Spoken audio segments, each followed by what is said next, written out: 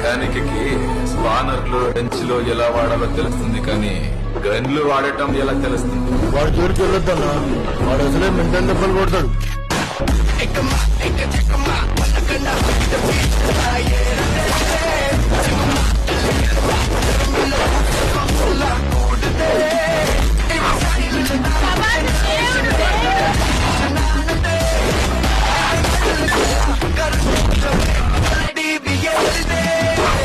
Rebel sir,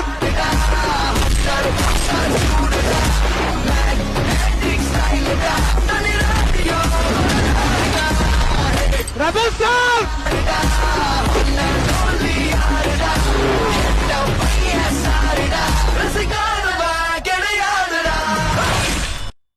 Love you, darlings.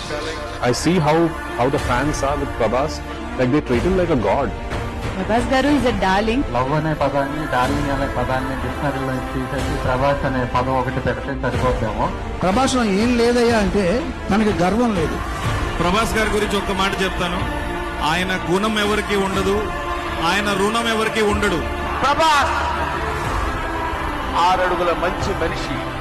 Prabhas అనేవాడు అసలు తనకి పాపం ఇవ్వటమే తెలుసు తప్ప అసలు అడగటం అనేది తెలియదు. మనుషులంటే చాలా చాలా ఇష్టం ఉండే పర్సన్. తను గెలుస్తూ తన చుట్టూ ఉన్న వాళ్ళని గెలిపిద్దామని ఎవరైనా ఒక వ్యక్తికి ఆలోచన వస్తే దైవత్వం అతను ఎంటరైనా.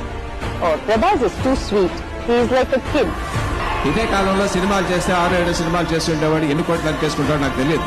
ఒక మిర్చి లాంటి సినిమా తర్వాత 5 years ఒక కమర్షియల్ హీరో ఎన్ని కోట్లు సంపాదించుకుండొచ్చు. I feel that he deserves every ounce of it. ఈవేళ బాహుబలి దెబ్బకి, సాహో దెబ్బకి మన ప్రభాస్ దుమ్ము దులుపుతున్నాడు ఇవాళ నార్త్ ఇండియాలో.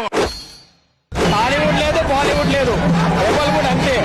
భారతీయ చలనచిత్ర కిరీటానికి గెలుపుపించు ప్రాంతీయ చలనచిత్రాల ప్రపంచ వ్యాప్త సన్మానానికి అతని అడుగు శ్రీకారం.